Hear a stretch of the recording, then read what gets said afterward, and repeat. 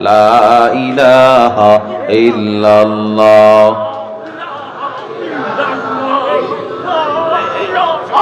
ইল্লাল্লাহ লা ইলাহা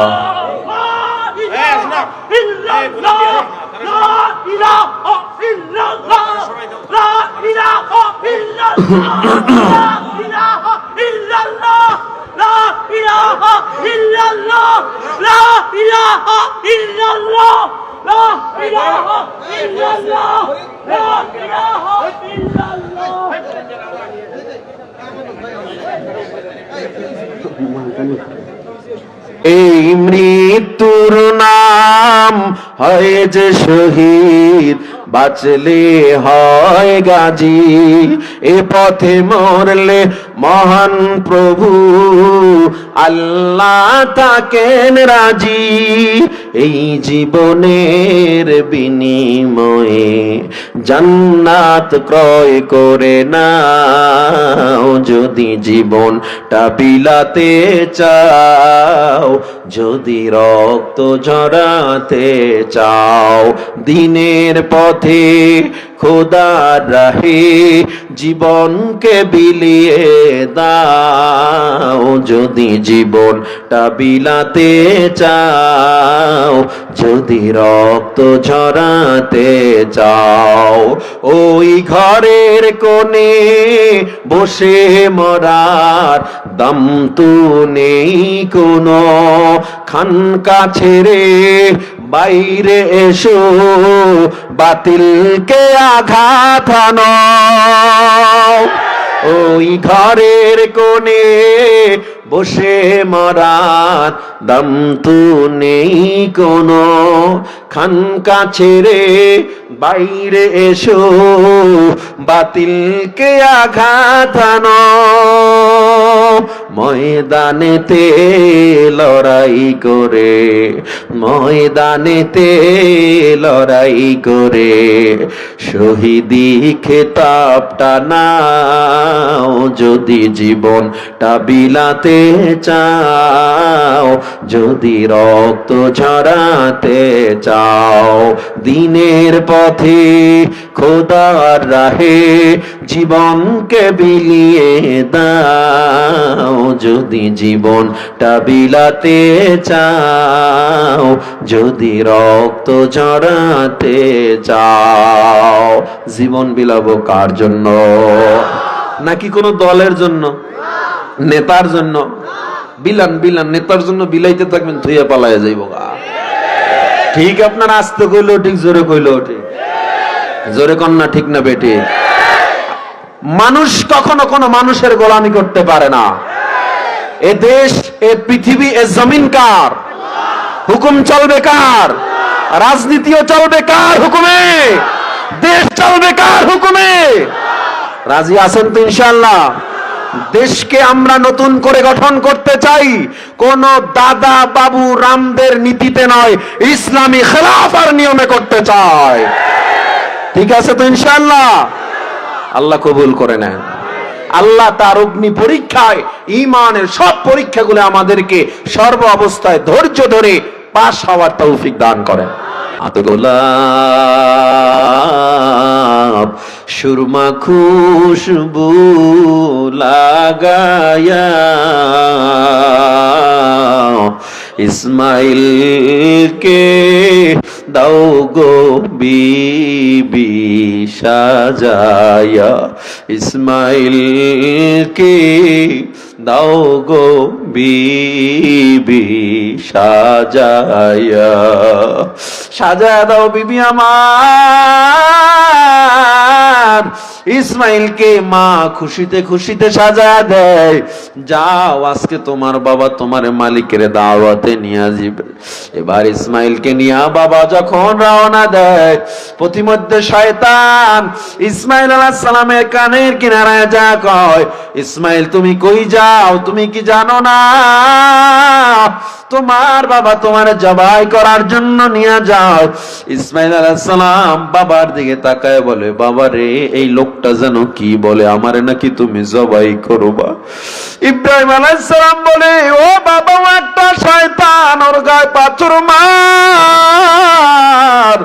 কচি আঙুল দিয়া পাথরের একটা টুকরো যখন ইসমাইল আলাইহিস সালাম শয়তানের গায়ে মারলো, আল্লাহর দরবারে পাথর মারাটা পছন্দ হয়ে গেল। আমার আল্লাহ কয়, দুনিয়ার হাজিরে হজ করতে যাবি, শয়তানের গায়ে পাথর না মারলে তোর হজের পরিপূর্ণতা আমি দিব না। আল্লাহু আকবার। এবার আবার ইসমাইল রওনা দেয়। তাফসীরে মাদাহারিকাতি সানাউল্লাহ পানিপতি রাহমাতুল্লাহ আলাইহি বলেন, এই সন্তান হাজেরাকে গিয়াও প্ররোচনা দিয়েছিল। হাজেরাকে গিয়া বলে, ইসমাইলকে জবাই করার জন্য ইব্রাহিম নিয়ে যাচ্ছে। হাজেরা ডেকে বলে, এ শয়তান, তুই কি জানো না বাবা কোনোদিন সন্তানকে জবাই করতে পারে না?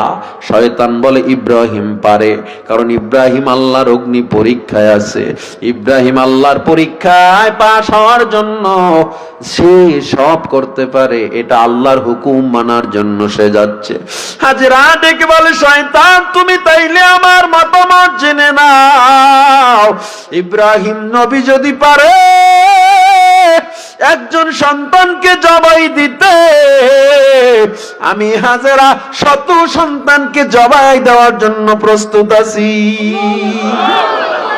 ও যুবক, আল্লাহর বান্দা, সর্ব অবস্থা আমরা তাহলে কার উপরে ভরসা করব? আরো জোরে বলেন, কার উপরে? আমাদের রিজিকের মালিক কে? ইজ্জত দেওয়ার মালিক কে? বেইজ্জতি করার মালিক কে? হায়াতের মালিক কে? মৌতের মালিক কে? তাইলে আমরা যা করি সব কিছু হবে কার জন্য? এই জন্য আমি শুরুতে একটা হাদিস পাঠ করেছিলাম, মান আহাব্বা লিল্লাহ, মুমিন বান্দা কাউকে ভালোবাসবে তাও হবে কার জন্য? ওয়া আবগাদা লিল্লাহ, কারো সাথে রাগ করবে তাও হবে কার জন্য? ওয়া আতা লিল্লাহ, দান করবে তাও হবে কার জন্য? ওয়া মানা লিল্লাহ, কাউকে ফিরাবে তাও হবে কার জন্য? এজন্য আমার আল্লাহ তাআলা আমার নবীরে জানায় দেয়, কুল ইন্না সালাতি ওয়া নুসুকি ওয়া মাহইয়ায়া ওয়া মামাতি লিল্লাহ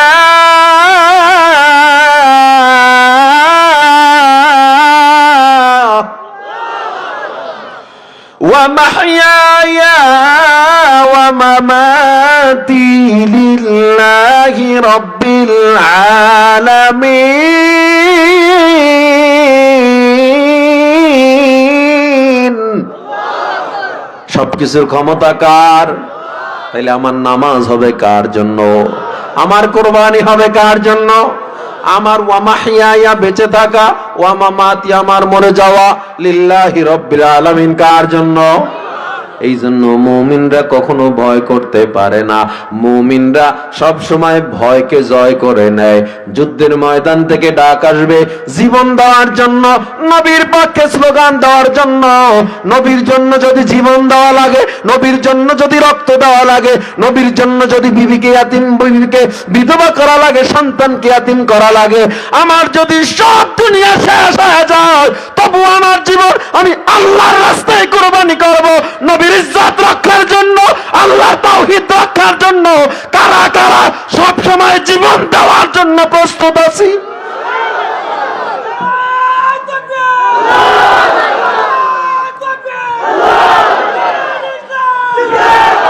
কামা বারাকতা আলা ইব্রাহিম ওয়া আলা আলি ইব্রাহিম ইন্নাকা হামিদুম मजीद। जिंदगी है अज़बराए बंदगी, जिंदगी है अज़बराए बंदगी, जिंदगी बे बंदगी शर्मिंदगी। आयश अशरत के लिए दुनिया नहीं, आयश अशरत के लिए दुनिया नहीं, याद रख तू बंदा है मेहमान ही। ला इलाहा इल्लल्लाह, ला इलाहा इल्लल्लाह,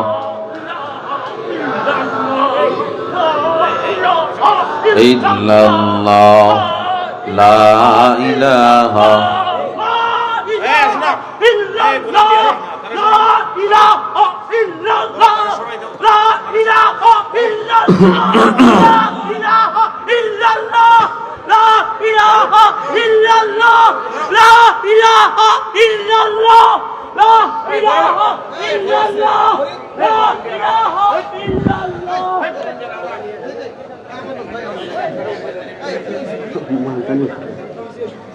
لا إله إلا الله محمد رسول الله ওই বক্সটা হালকা এদিকে একটু ঘোরান আর এই দিক থেকে একটা এদিকে ঘোরান বক্স হালকা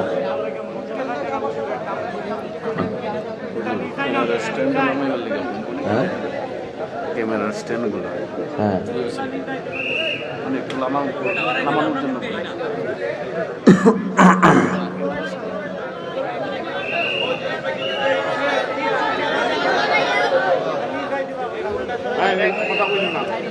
ইসলামী অনুষ্ঠান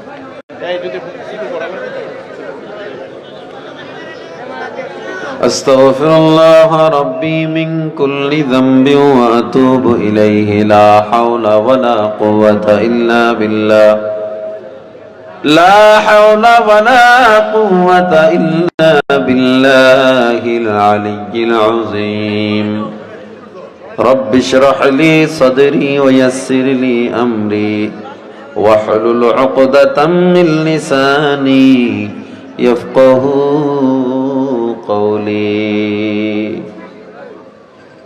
অল্প অল্প অ্যাঙ্গেল করতে গেছে ফুল না অল্প এরপর বক্সে সাউন্ড বাড়ায় ভাই একটু বক্সে সাউন্ড আরো ঘুরান ওদিকে আরো ঘুরান অল্প একটু অ্যাঙ্গেল করে দেন আরো আপনার ক্যামেরার স্ট্যান্ডগুলো একটু লামাইন না ঐতিহ্যবাহী বিরামচর যুব সমাজের উদ্যোগে আয়োজিত 13তম বার্ষিক তাফসীরুল কোরআন মাহফিল 2 দিন ব্যাপী তাফসীরুল কোরআন মাহফিলের অধ্যকার সমাপনী দিনের উপস্থিত মহতরম সভাপতি উপস্থিত আজকের মাহফিলের সম্মানিত প্রধান আকর্ষণ আন্তর্জাতিক খ্যাতি সম্পন্ন মুফাসসিরে কোরআন মাওলানা হাফিজ রহমান সিদ্দিক সাহেব আরো অনেক উলামায়ে কেরামগণ বয়ান পেশ করেছেন আরো বয়ান হবে আল্লাহ তাআলা যেন আমাদেরকে প্রত্যেকটা কথা আমলের নিয়তে শোনার তৌফিক দান করেন আল্লাহ বক্তা শ্রোতা সবাইকে আমল করার তৌফিক দান করেন আজকে আমরা এমন এক মজলিসে বসেছি যেই মজলিসে আসলে ইচ্ছা করলেই আসা যায় না আল্লাহর অশেষ কৃপা লাগে ঠিক না নাযালাত আলাইহিমুস সাকিনা হাদিসে কুদসিতে পয়গম্বর বলেন কোরআন সুন্নাহর মজলিস জিকিরের মজলিস আল্লাহ তাআলা সরাসরি সাকিনা নাজিল করেন রহমত নাজিল করেন তো আজকের আমরা এই মজলিসে আসছি যতটুকু কথা শুনবো আল্লাহ তাআলা সঠিক কথাগুলোর উপরে যেন আমাদেরকে আমল করার তৌফিক দান করেন আমিন একটা আয়াত তেলাওয়াত করেছি আয়াতের আলোকে কিছুক্ষণ কথা বলবো যারা দাঁড়িয়ে আছেন প্যান্ডেলের পিছনে ডানে বামে দাঁড়িয়ে আছেন অনুগ্রহ করে বসে পড়ুন অত্যন্ত অনুনয় বিনয়ের সাথে আমি অনুরোধ করছি আপনারা বসে পড়ুন বসে শোনার ভিতর অনেক ফায়দা দাঁড়িয়ে থাকার মধ্যে ফায়দা পাওয়া যাবে না তেমন তাই অনুগ্রহ করে সবাই বসার চেষ্টা করি আল্লাহ তাআলা বলেন ওয়ালানাবলুওয়ান্নাকুম বিশাইইম মিনাল খাউফ ওয়াল জু' ওয়া নাকসিম মিনাল আমওয়াল ওয়াল আনফুসি ওয়াত তামারাত ওয়া বাশশিরিস সাবিরিন আমি আল্লাহ তোমাকে পরীক্ষা করব ঈমানদারের পরীক্ষা ছাড়া কিন্তু কোনো মুমিন পরীক্ষা ছাড়া থাকতে পারে না আমরা বিপদে পড়লেই মনে করি এটা আমার উপরে জরিমানা আল্লাহ অমুকের বিপদ দিচ্ছেন না আমাকে কেন এত বিপদ দিচ্ছেন অথচ আল্লাহ যাকে বেশি ভালোবাসেন তার উপরই পরীক্ষা বেশি করেন ঠিক না আদ-দুনিয়া সিজনুল মুমিন ওয়া জান্নাতুল লিল কাফির দুনিয়া মুমিনদের জন্য একটা জেলখানা আর কাফের বেঈমানদের জন্য জান্নাতের মতো বালাখানা। তাহলে আল্লাহ আমাদের যে পরীক্ষা করবেন এটা আমরা পূর্ব থেকেই জানি। এরপরেও যদি বিপদে আমরা আল্লাহকে ভুলে যাই, আল্লাহর অনুসরণ থেকে গাফেল হয়ে যাই, তার মানে আমরা আল্লাহর পরীক্ষায় ফেল করলাম। আর ফেল করলে কিন্তু জান্নাতের ঘ্রাণও পাওয়া যাবে না। এজন্য আল্লাহ বলে আমি তোমাদেরকে কঠিন পরীক্ষায় ফেলবো। ওয়ালানাবলুওয়ান্নাকুম বিশাইইম মিনাল খাউফ, আমি আল্লাহ তোমাকে কি দিয়া পরীক্ষা করব? এর মধ্যে প্রথম হলো ভয়ের মধ্যে ফেলাইয়া পরীক্ষা করব। কিসের মধ্যে ফেলাইয়া? ভয়ের মধ্যে। আপনি কিছু পারতেছেন না, ওদা মোরামরি করেন না, আপনি রিভাবটাই দিতে পারেন না, সময় নষ্ট হবে, জন্য কিছু বললাম না। ভয়ের মধ্যে ফেলাইয়া আমি তোমাকে পরীক্ষা করব। ভয়ের মধ্যে আল্লাহ কিভাবে পরীক্ষা করবেন? তাফসীরে ইবনে কাসির রাইসুল মুফাসসিরিন আল্লামা ইবনে আব্বাস রাদিয়াল্লাহু তাআলা আনহু বলেন, আল্লাহ তাআলা আমাদেরকে ঈমানের অগ্নি পরীক্ষার সম্মুখীন করবেন। হঠাৎ করে তুমি জালিম শাসকের হাতে বন্দী হয়ে যাবা, হঠাৎ করে এমন প্রতিকূল অবস্থায় তুমি পড়ে যাবা যে ঈমান চলে যায় অবস্থা হয়ে যাবে। কিন্তু মুমিন তখনও কি শক্তভাবে আল্লাহর উপরে ভরসা রাখবে, ধৈর্য ধরে আল্লাহর উপরে ভরসা করে ঈমানকে হারাবে না। ঈমানের মতোই দামি সম্পদ মুমিন কখনো হারাতে পারে। উদাহরণ দিতে গিয়ে আল্লামা ইবনে আব্বাস রাদিয়াল্লাহু আনহু বলেন, আগুনের একটা কুণ্ডলী সাজানো, আগুনের একটা কূপ, এর পাশে তুমি দাঁড়ানো, জালিম বাদশা তোমাকে বলতেছে তোমাকে আগুনে ধাক্কা দিয়ে ফালানো হবে যদি তুমি ঈমান, যদি কালেমা না ছাড়ো। কিন্তু তুমি যদি কঠিন ঈমানদার হও, তুমি বলবো আমাকে আগুনে ফালাও, তবু আমি কালেমা ছাড়বো না। এটা হলো ভয়ের মধ্যে পরীক্ষা। আরো একটা উদাহরণ তিনি দিয়েছেন তাফসীরে রুহুল মাআনি। আল্লামা ইবনে মাসউদ রাদিয়াল্লাহু তাআলা আনহু বলেন, যুদ্ধের ময়দান থেকে তোমার জন্য ডাক আসবে, তুমি চিন্তা করবা আমি যদি যুদ্ধের ময়দানে যাই আমার বিবি বিধবা হতে পারে, আমি যদি যুদ্ধের ময়দানে যাই আমার সন্তান ইয়াতীম হতে পারে। এখন তুমি সন্তান ইয়াতীমের ভয় করবা, বিবি বিধবার ভয় করবা, নাকি তুমি যুদ্ধের ময়দানে গিয়ে জীবন দিবা? এখানেই আল্লাহর পরীক্ষা। ইমানদারকে যখন এই সমস্ত পরীক্ষার সম্মুখীন করা হয়, শর্ট রিপাবটা বন্ধ করেন ভাই, লং রিপাব পারলে দেন, এটা বন্ধ করেন। ইমানদার পরীক্ষায় পড়বে, এই সমস্ত পরীক্ষায় পড়া ইমানদারের জন্য স্বাভাবিক ব্যাপার। পূর্বর যুগেও পয়গম্বর ইব্রাহিমকে আল্লাহ আগুনের সামনে দাঁড় করায় পরীক্ষা করছেন না? পয়গম্বর ইউসুফকে আল্লাহ পরীক্ষা করলেন, ইয়াকুব আলাইহিস সালাম থেকে 35 বছর পর্যন্ত আলাদা রাখলেন। কই তারা তো আমাদের চেয়ে খুব সহজ পরীক্ষায় পড়ছে এমন না, তাদের পরীক্ষার তুলনায় আসলে আমরা কি কোনো পরীক্ষায় পড়ছি?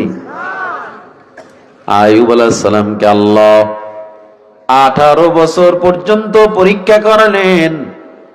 আইয়ুব আলাইহিস সালাম আল্লাহর পরীক্ষায় উত্তীর্ণ হয়ে গেলেন।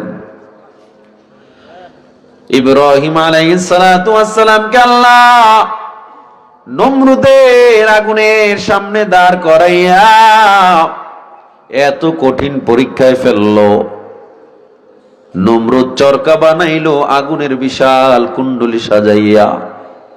ইব্রাহিম আলাইহিস সালামকে আগুনের সামনে দাঁড় করাইলো। নমরুদ তাকে তখনও প্রশ্ন করে, যদি আমারে খোদা বলে মেনে নাও ইব্রাহিম, তোমার আর কিছু করা হবে না।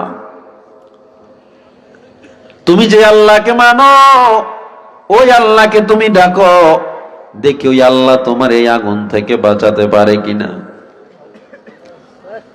নমরুদ যখন ইব্রাহিম আলাইহিস সালাতু ওয়াস সালামকে আগুনের মধ্যে ধাক্কা দেয়, চরকায় টান দিয়া যখন আগুনের কিনারায় নিয়ে যাওয়া হয়, তাফসীরে ইবনে কাসিরে বলা হয় ইব্রাহিম আলাইহিস সালামের কাছে জিবরিল আমিন চলে আসলেন। জিবরিল আমিন এসে বলে, হে পয়গম্বর, আল্লাহ আমাকে পাঠাইছে তোমাকে সাহায্য করার জন্য।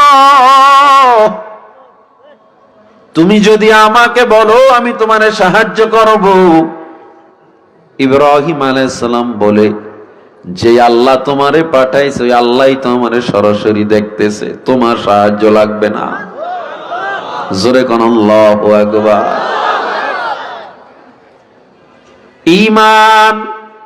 ইমানের লেভেল কত উপরে থাকলে এমন করা যায়? ইমানের লেভেল কত উপরে থাকলে এটা সম্ভব? হ্যাঁ, তুমি আমারে সাহায্য করবা, তবে এই মুহূর্তে আমি তোমার সাহায্য চাই না। ইব্রাহিম আলাইহিস সালামকে আমার আল্লাহ এত ভয়ঙ্কর পরীক্ষার মধ্যে ফেলায় দেয়, কিন্তু ইব্রাহিমের কথাটা আল্লাহর কাছে এত পছন্দ হয়ে যায়, আমার আল্লাহ তাআলা সাথে সাথে ডাক দিয়া বললেন, কুলনা ইয়া নারু কুনি বারদাও ওয়া সালামান আলা ইব্রাহিম। হে আগুন, জলদি ঠান্ডা হয়ে যাও, আমার ইব্রাহিমের উপরে তুমি ঠান্ডা হয়ে যাও। আল্লাহর হুকুমে ওই আগুনে যখন ইব্রাহিম পড়লো, আগুন ইব্রাহিমের পশম পর্যন্ত আর পুরলো না, আগুন যেন ফুলের বাগান হয়ে গেল।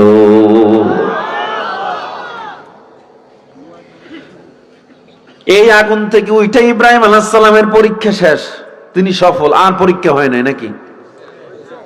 80 বছর বয়সে আল্লাহ তাআলা তার একটা সন্তান দিলেন। এমন এক সন্তান, ইসমুহু ইসমাঈল। ইসমাঈল আলাইহিস সালামকে তারে দিল আল্লাহ। কেমন সুন্দর চেহারা! যে ইসমাঈল আলাইহিস সালামের বংশধর পয়গম্বর ইউসুফ আলাইহিস সালাম। কেমন ছিল ইউসুফ আলাইহিস সালাম! যে ইউসুফ আলাইহিস সালামের চেহারার দিকে তাকাইয়া মিশরের মেয়েরা ফল কাটতে কাটতে হাত কেটে হাড্ডি কেটে ফেলেছিল, এই বংশধর ইসমাঈল কত সুন্দর! কিন্তু আল্লাহ সাথে সাথে অর্ডার করলেন, ও ইব্রাহিম, না না, সন্তানকে জলদি নির্জনে দিয়ে আসো বিবি সহ। এত আদরের সন্তান 80 বছর বয়সে হইল, কোন কোন বর্ণনায় 90 বছর বয়সে। এবার ইব্রাহিম আলাইহিস সালাম আল্লাহর পরীক্ষায় ধৈর্য ধরে রওনা দিলেন। মিনা উপত্যকায় চলে গেল, ওই গভীর জঙ্গলার কিনারায় ইব্রাহিম আলাইহিস সালাম ইসমাঈল এবং হাজেরাকে সেখানে রেখে আসলো। বিবি পিছন থেকে ডাক দিয়া বলে, পয়গম্বর, কোথায় আমাদের রেখে যাইতেছেন? ঘর নাই, বাড়ি নাই, 1 সপ্তাহের মতো খাবার আছে, কেমনের পরে চলবো? তখন ইব্রাহিম আলাইহিস সালাম বলে, আমি যে আল্লাহর হুকুম মানলাম, যে আল্লাহর উপরে ভরসা করলাম, ও বিবি তুমিও সেই আল্লাহর উপরে ভরসা করো। সুবহানাল্লাহ। নবজাতক ইসমাঈলকে নিয়ে ইব্রাহিম আলাইহিস সালাম আর মায়া দেখাইলেন না, চলে গেলেন। হাজেরা নবজাতক সন্তানরে নিয়ে দিন কাটানো শুরু করলো। 1 সপ্তাহ বার হয়ে গেল, পানিও শেষ, খাবার শেষ, বুকের দুধ নাই। কোথায় পাবো পানি? জংলা, ধুধু, মরুভূমি, কে আমারে পানি দিবে? ইব্রাহিম আলাইহিস সালাম একটা বারের জন্য খবর নেয় না, কারণ আল্লাহর অর্ডার নাই। তাফসীরে পাওয়া যায়, কোরআনে স্পষ্ট তাফসীর। হাজেরা একবার সাফা পাহাড় থেকে মারওয়ায় দরুদ দেয়, আর একবার মারওয়া থেকে সাফায় দৌড় দেয়। ওই মরুভূমির চিকচিক বালু দেখে মনে হয় ওখানে মনে হয় পানি আছে। দৌড় দেয়, গিয়া দেখে পানি নাই। দৌড় দেয়, গিয়া দেখে পানি নাই। এদিক থেকে ইব্রাহিম আলাইহিস সালামও খবর নেয় না, এদিকে হাজেরা দৌড়ায়। ছোট্ট ইসমাইল পানির পিপাসায় ছটফট ছটফট করতেছে। পায়ের গোড়ালির আঘাতে আঘাতে আল্লাহর হুকুমে ওই মরুভূমির বালু ফেরে পানির ফোয়ারা বের হয়ে গেল। জোরে জোরে কোন সুবহানাল্লাহ। সেই জমজমের পানি আজ গোটা বিশ্বের মানুষ খায়। এই জমজমের পানি এত বিশুদ্ধ পানি, ওই যে কূপ সেদিন তৈরি হইল, আজও কোটি কোটি মানুষের পিপাসা নিবারণ হয়, একটা বারের জন্য পানি কমে না। সুবহানাল্লাহ। ফালাম্মা বালাগা মাহু সাইয়া, ইব্রাহিম আলাইহিস সালাম হঠাৎ করে স্বপ্ন দেখলেন, কেবল ইসমাইল হাঁটা তখন শুরু করছে। কোন কোন বর্ণনা ইসমাইল আলাইহিস সালামের বয়স 10-এর অধিক হয়ে গেছে। সাইয়া কেবল হাঁটা শুরু করার চেষ্টা করতেছে। এবার ইব্রাহিম আলাইহিস সালাম স্বপ্নে দেখলো, আমার আল্লাহ ডেকে বলে, ইব্রাহিম তোমার প্রিয় বস্তু আমার রাস্তায় কোরবানি করে দাও। ইব্রাহিম আলাইহিস সালাম কোরবানি করলেন। তাফসিরে পাওয়া যায় উট কোরবানি করলেন, দুম্বা কোরবানি করলেন, কাজ হয় না। ফাইনালি ইব্রাহিম আলাইহিস সালামের বুঝতে আর বাকি নাই, আমার প্রিয় বস্তু আমার সন্তান ইসমাইলের কোরবানির কথা আল্লাহ বলছে। সুবহানাল্লাহ। 7-8 বছর পর, 10-12 বছর পর আজকে আমি যাব আমার সন্তানকে কোলে নিব, কিন্তু না না, কেমনে কোলে নিবে? চুমু খাবে। আজকে দড়ি, রশি আর ছুরি নিয়ে রওনা দিছে জবাই করার জন্য। ওই মিনা উপত্যকায় গিয়া ইব্রাহিম আলাইহিস সালাম চিনে না, কিছু চিনা যায় না। এত বছর পর বেঁচে আছে না মরে আছে জানে না, কিন্তু তার বিশ্বাস আল্লাহ যেহেতু স্বপ্ন দেখাইছে ইসমাইল এখনো বেঁচে আছে। ওই উপত্যকায় যায় দেখে ছোট্ট ছোট্ট বাচ্চারা খেলাধুলা করতেছে। ইব্রাহিম আলাইহিস সালাম বাচ্চাদেরকে ডেকে বলে, ও বাচ্চা এদিকে আসো, তোমরা ইসমাইল নামে কাউরে চিনো নাকি? বাচ্চারা বলে, ইসমাইল নামে কাউকে চিনি না, ইসমাইল নামে আমাদের সাথে কেউ খেলাধুলা করে না। তবে একটা ছোট্ট বাচ্চা দেখছি ওই পাহাড়ের কিনারায় বসে বসে তারকা গণে আর বলে, হাদা আবি, এটাই আমার বাবা, এটাই আমার বাবা। তারকা গণনা করে আর বলে, এই বাবা আমার কাছে আসবে। ইব্রাহিম আলাইহিস সালামের বুঝতে বাকি না, এটাই মনে হয় আমার সন্তান। ইব্রাহিম আলাইহিস সালাম গেলেন, গিয়া দেখে ওই পাহাড়ের পাদদেশে বৈশা ছোট ছোট কচি আঙুল দিয়া তারকা গণনা করতেছে, আর বাচ্চাটা শুধু বলে, এটাই আমার বাবা, এটাই আমার বাবা। ইব্রাহিম আলাইহিস সালাম ডেকে বলে, বাবা কি তোমার নাম? আমার কাছে আসো। বাচ্চাটা দৌড় দিয়ে এসে ঘোড়ার লাগামটা ধরছে, কারণ বাচ্চারা ঘোড়া দেখলে, গাড়ি দেখলে গিয়া ধরে। বাচ্চাটা এসে ঘোড়ার লাগাম ধরে দাঁড়ানো। ইব্রাহিম আলাইহিস সালাম কয়, বাবা কি তোমার নাম? বাচ্চাটা বলে, আমার নাম ইসমাইল। এবার ইব্রাহিম আলাইহিস সালাম বলে, বাবা তোমার বাবার নাম কি? ইব্রাহিম। বলে, আপনি কেমনে জানলেন? আমার বাবার নাম আমি আর মা ছাড়া কেউ জানে না। ইব্রাহিম আলাইহিস সালাম ঘোড়া থেকে নেমে কয়, বাবা আমি তোমার বাবা ইব্রাহিম।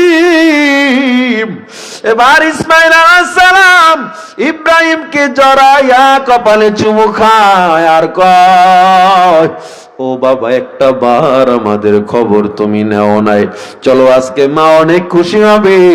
ইসমাইল আলাইহিস সালামকে নিয়ে হাজেরার ঘরের কিনারায় চলে যায়, গিয়া ডেকে বলে, বিবি আমার দরজা খোলো।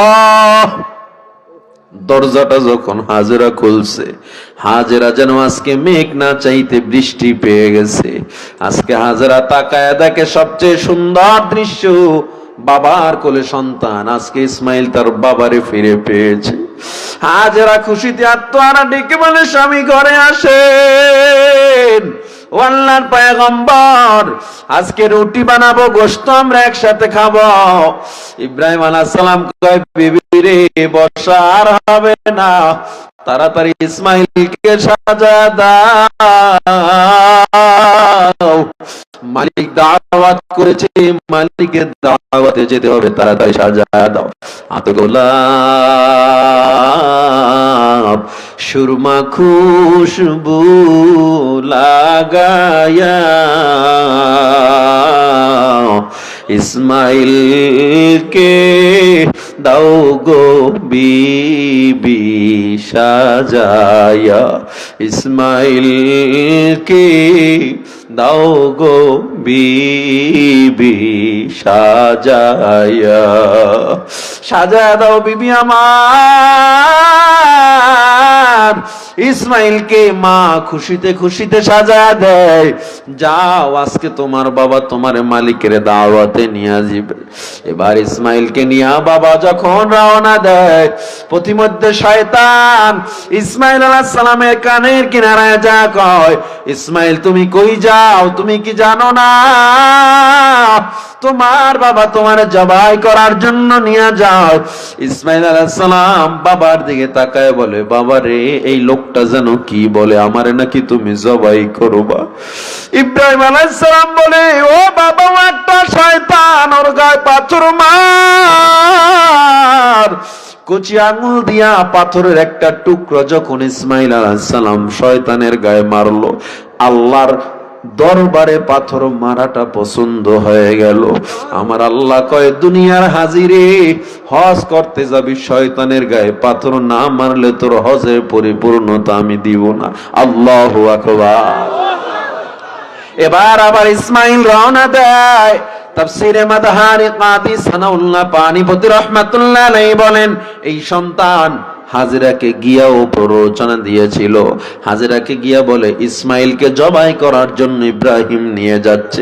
হাজেরা ডেকে বলে, এ শয়তান, তুই কি জানো না বাবা কোনোদিন সন্তানকে জবাই করতে পারে না? শয়তান বলে, ইব্রাহিম পারে, কারণ ইব্রাহিম আল্লাহর অগ্নি পরীক্ষায় আছে। ইব্রাহিম আল্লাহর পরীক্ষায় পাশ হওয়ার জন্য সে সব করতে পারে, এটা আল্লাহর হুকুম মানার জন্য সে যাচ্ছে। হাজেরা ডেকে বলে, শয়তান, তুমি তাইলে আমার মতামত জেনে নাও, ইব্রাহিম নবী যদি পারে একজন সন্তানকে জবাই দিতে, আমি হাজেরা শত সন্তানকে জবাই দেওয়ার জন্য প্রস্তুত আছি। এবার ইব্রাহিম আলাইহিস সালাম নিয়ে যায় ওই মিনা উপত্যকায় মাসবাহ ইসমাইল, সেখানে নিয়া ইব্রাহিম আলাইহিস সালাম সন্তানরে ডেকে বলে, ইয়া বুনাইয়া ইন্নী আরা ফিল মানামি আন্নী আযবাহুকা, ও সন্তান, আমি স্বপ্নে দেখলাম আমি তোমারে জবাই করতেছি। ফানজুর মাযা তারা, এই স্বপ্নের ব্যাপারে তোমার কি মতামত? ছোট্ট সন্তান, নবীদের সন্তান, সাধারণ কোন সন্তান না। ইসমাইল আলাইহিস সালাম কয়, বাবা, ইয়া আবাতি ফাল মা তুমার, ও বাবা, আল্লাহর ওয়ার্ডার, আপনি পয়গম্বর, সত্য স্বপ্ন দেখেছেন, আপনি তাড়াতাড়ি আপনার কার্য সম্পাদন করে দেন, আপনি আমারে জবাই করে দেন। আল্লাহু আকবার, জোরে বলেন আল্লাহু আকবার। সাতাজিদুনি ইনশাআল্লাহ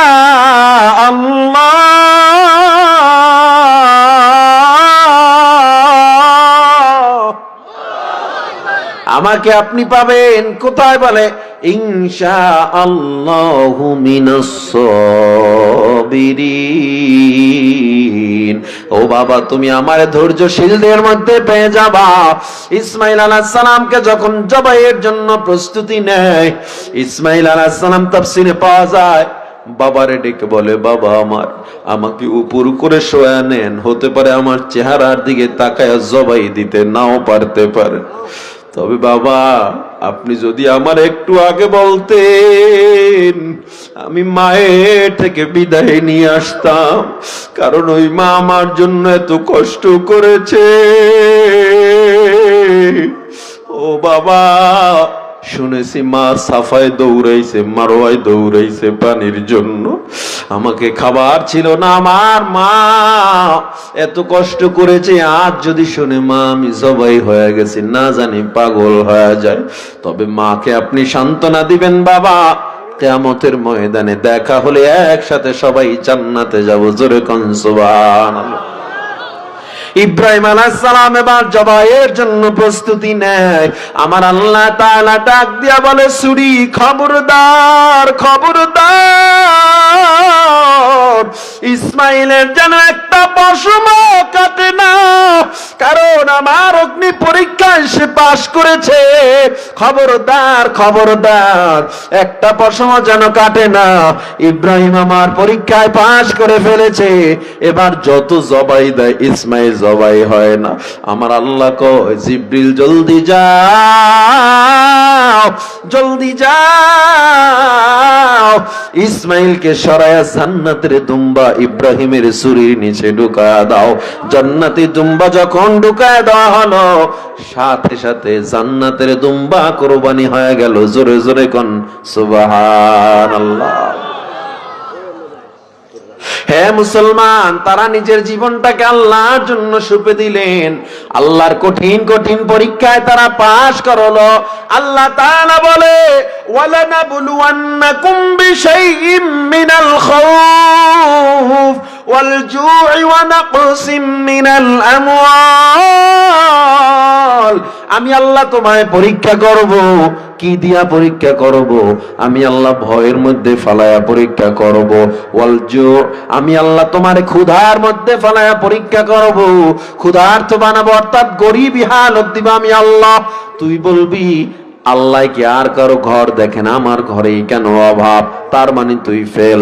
তুই যখন বলবি আল্লাহ কি আর কারো সন্তান দেখে না, আমার সন্তান কেন পানিতে পড়ে মারা গেল, তুমি ফেল। তুমি যখন দেখবা তোমার সম্পদ হয় না, অন্যের সম্পদ হয়ে গেল, তুমি যদি বেজার হও, আল্লাহ কয় তুমি ফেল করে ফেললা। তুমি যেই অবস্থায় আছো এর চেয়ে ভালো অবস্থা আর হতে পারে না। এই জন্য মানুষ যে যে অবস্থায় থাকেন সব সময় কার উপরে ভরসা করব? সবাই বলেন, কার উপরে ভরসা করব? আল্লাহর পরীক্ষায় ধৈর্য ধরা আমার কাজ। অভাবে পইরা ব্র্যাক ব্যাংকে দৌড়ে আছে, সুদে কিস্তিতে টাকা নামাইয়া জীবন চালানো শুরু করলেন। সুদের 70টা গুনাহ, সবচেয়ে ছোট গুনাহ মায়ের সাথে জিনা করার গুনাহ। তাইলে বড় গুনাহগুলো কত মারাত্মক হতে পারে। ও যুবক, আল্লাহর বান্দা, সর্ব অবস্থা আমরা তাহলে কার উপরে ভরসা করব? আরো জোরে বলেন, কার উপরে?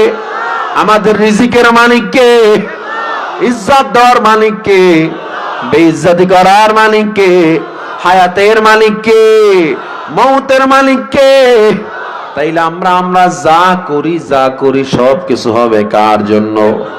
এই জন্য আমি শুরুতে একটা হাদিস পাঠ করেছিলাম, মান আহাব্বা লিল্লাহ, মুমিন বান্দা কাউকে ভালোবাসবে তাও হবে কার জন্য? ওয়া আবগাদা লিল্লাহ, কারো সাথে রাগ করবে তাও হবে কার জন্য? ওয়া আতা লিল্লাহ, দান করবে তাও হবে কার জন্য? ওয়া মানা লিল্লাহ, কাউকে ফিরাবে তাও হবে কার জন্য? এজন্য আমার আল্লাহ তাআলা আমার নবীরে জানায় দেয়, কুল ইন্না সালাতি ওয়া নুসুকি ওয়া মাহইয়ায়া ওয়া মামাতি লিল্লাহ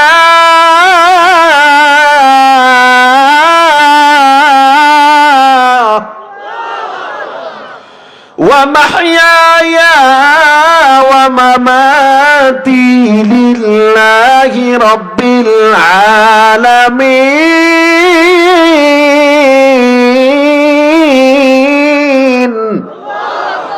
সবকিছুর ক্ষমতা কার? তাইলে আমার নামাজ হবে কার জন্য? আমার কোরবানি হবে কার জন্য? আমার ওয়া মাহইয়ায়া বেঁচে থাকা, ওয়া মামাতি আমার মরে যাওয়া, লিল্লাহি রাব্বিল আলামিন কার জন্য? এই জন্য মুমিনরা কখনো ভয় করতে পারে না। মুমিনরা সব সময় ভয়কে জয় করে নেয়। যুদ্ধের ময়দান থেকে ডাক আসবে জীবন দেওয়ার জন্য, নবীর পক্ষে স্লোগান দেওয়ার জন্য। নবীর জন্য যদি জীবন দেওয়া লাগে, নবীর জন্য যদি রক্ত দেওয়া লাগে, নবীর জন্য যদি বিবিকে বিধবা করা লাগে, সন্তানকে ইয়াতিম করা লাগে, আমার যদি সব দুনিয়া শেষ হয়ে যায়, তবু আমার জীবন আমি আল্লাহর রাস্তায় কুরবানি করব, নবীর ইজ্জত রক্ষার জন্য, আল্লাহর তাওহীদ রক্ষার জন্য। কারা কারা সব সময় জীবন দেওয়ার জন্য প্রস্তুত আছি?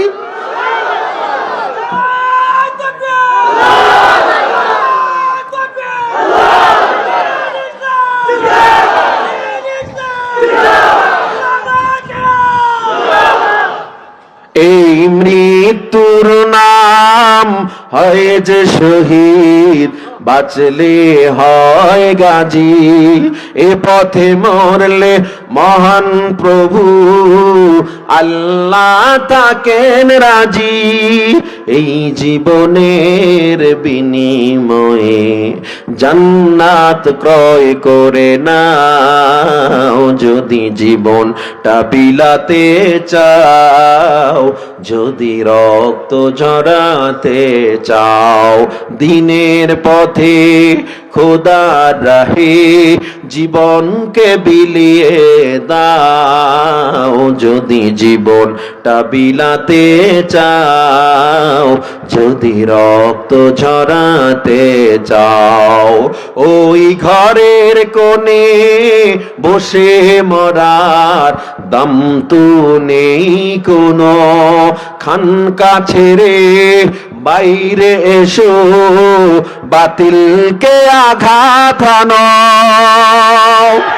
ওই ঘরের কোণে বসে মরার দম তো নেই কোনো, খানকা ছেড়ে বাইরে এসো, বাতিলকে আঘাত হানো। ময়দানেতে লড়াই করে, ময়দানেতে লড়াই করে শহীদি খেতাবটা নাও, যদি জীবনটা বিলাতে চাও, যদি রক্ত ঝরাতে চাও। দিনের পথে খোদার রাহে জীবনকে বিলিয়ে দাও, যদি জীবনটা বিলাতে চাও, যদি রক্ত ঝরাতে চাও। জীবন বিলাবো কার জন্য? নাকি কোনো দলের জন্য, নেতার জন্য? বিলান বিলান, নেতার জন্য বিলাইতে থাকবেন, ধুয়ে পালায় যাইব। ঠিক আপনার আস্তে কইলেও ঠিক, জোরে কইলেও ঠিক।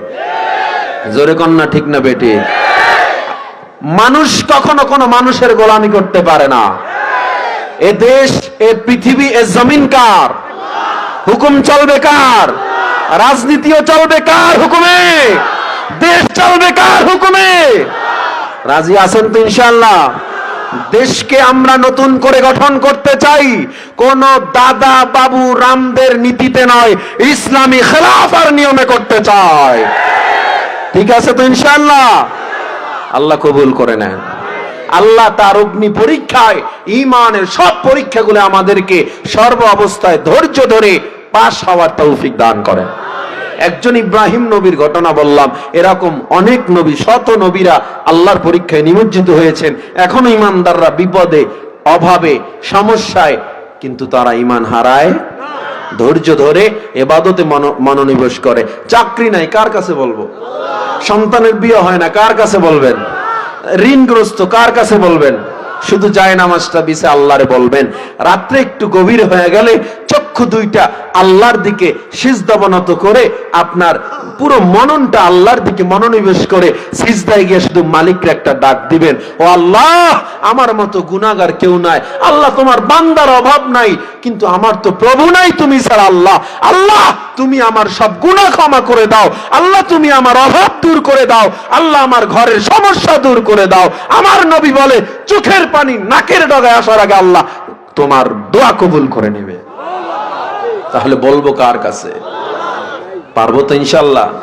অন্তরটারে নরম করে কার কাছে চাইবো? আমি চাইছি পাইছি, আপনি চাইলে কেন পাবেন না?